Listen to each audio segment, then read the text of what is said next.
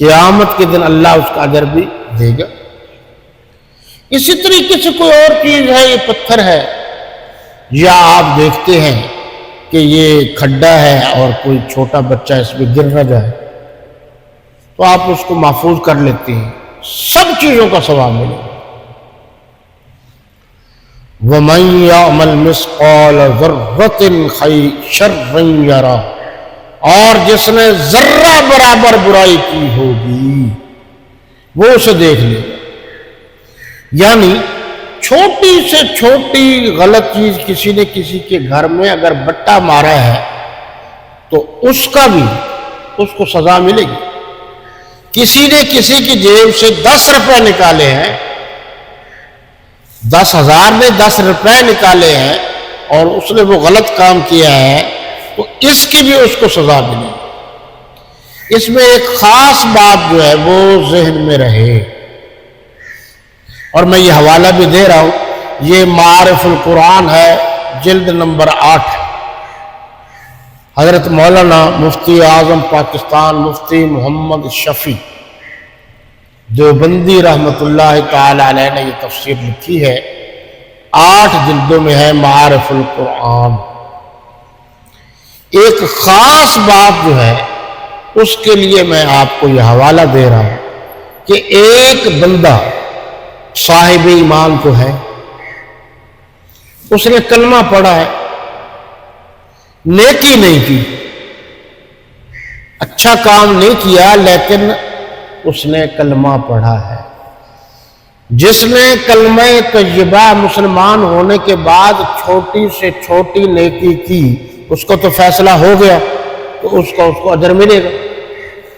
لیکن اگر اس نے چھوٹی سے چھوٹی نیکی بھی نہیں کی پھر تو انہوں نے لکھا ہے کہ اگر اس کے اندر جو نیکی ہے تو وہی نیکی جو ہے وہ نیکی اس کے اندر کیا ہے؟ کلمہ پڑھنے والا، وہی روز محشر قیامت کے دن اس کے کام آئے گی، اور اس کلمہ کی بنیاد پر ایک وقت آئے گا کہ اس کو جہنم سے نکال کر جنت میں داخل کر دیا جائے گا۔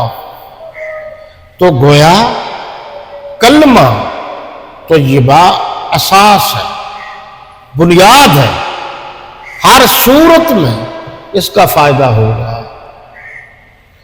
اچھا، آگے حضور اکرم صلی اللہ علیہ وسلم، حضور خاتم النبیین والمرسلین والمعصومین علیہ الصلاۃ والتسلیم فرماتے ہیں، ام المومنین سیدہ طیبہ راشدہ و مرشدہ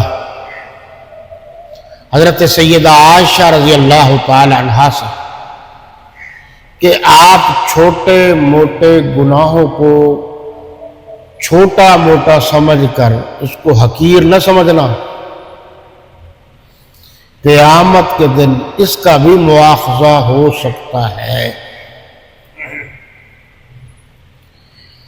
تب جب اس نے توبہ نہ کی ہو، یہ ذہن میں رہے۔ اگر کسی شخص نے توبہ کی ہے، استغفار کی ہے اور اللہ سے بار بار معافی مانگی ہے تو اللہ قادر مطلق ہے، وہ معاف کر دے گا۔ اب آگے جو لکھا ہے وہ یہ ہے کہ یہ سورہ زلزال ہے۔ حضرت عبداللہ ابن مسعود رضی اللہ عنہ فرماتے ہیں کہ حضور صلی اللہ علیہ وسلم نے فرمایا، یہ سورت زلزال منفرد ہے، یکتا ہے اور جامع ہے۔ منفرد اپنی خوبیوں میں آپ ہے، یکتا اکیلی، جامع اس میں بڑی خوبی ہے۔ دشمن کو زیر کرنے کے لیے اس سورت کو زیادہ سے زیادہ پڑھا جائے تو بڑا فائدہ۔ اذا زلزلت الارض زلزالها واخرجت الارض اثقالها، یہ پوری۔ آگے حضرت انس اور حضرت ابن عباس وہ فرماتے ہیں کہ قرآن مجید کا نصف حصہ ہے سورہ زلزال، اذا زلزلت الارض زلزالها، اور قل هو اللہ احد سورہ اخلاص تیسرا حصہ ہے۔ یہ آپ نے سنا ہوگا نا، کہا جاتا ہے کہ ایک مرتبہ سورہ فاتحہ اور 3 مرتبہ سورہ اخلاص پڑھ لیں تو ایک مرتبہ پڑھنے سے تیسرا حصہ یعنی 10 پارے، 3 مرتبہ پڑھنے سے پورے 30 پارے ہوں، اور قل یا ایھا الکافرون یہ چوتھا حصہ قرآن مجید کا، یعنی ایک مرتبہ پڑھنے سے قرآن مجید پورا ختم کرنے کے چوتھا حصہ کے برابر ثواب ملتا ہے۔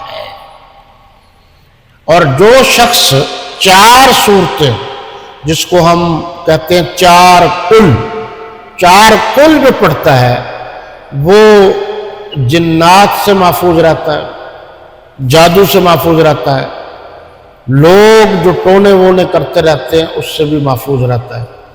4 نہ پڑھ سکے تو آخری 2 صورتیں پڑھ لے، یہ بہت مفید ہے۔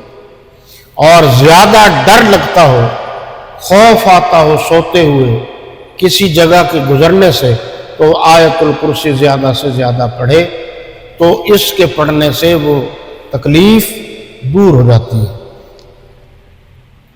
وما علینا الا البلاغ۔